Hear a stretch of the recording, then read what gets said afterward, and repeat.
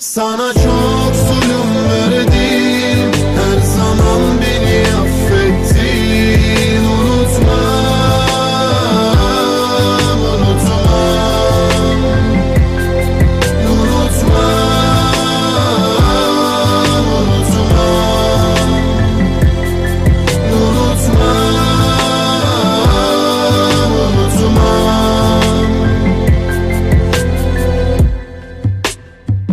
Hayatın derdini hiç paylaşmadık, kötü sayfaları iyi sandık. Şimdi ben sensiz kaldım, anladım, bir şarkı yaptım. Unutmam, unutmam, unutmam,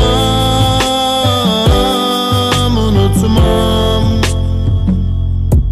Sana çok zulüm verdim, her zaman beni affettin. Unutmam, unutmam, unutmam,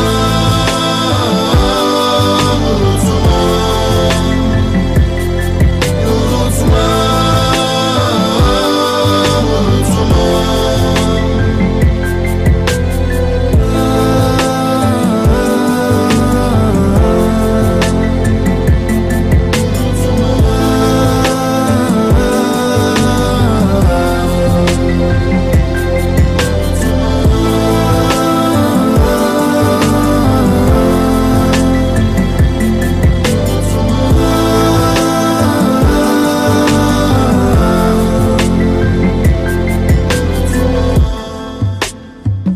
hayatın derdini hiç paylaşmadık, kötü sayfaları iyi sandık.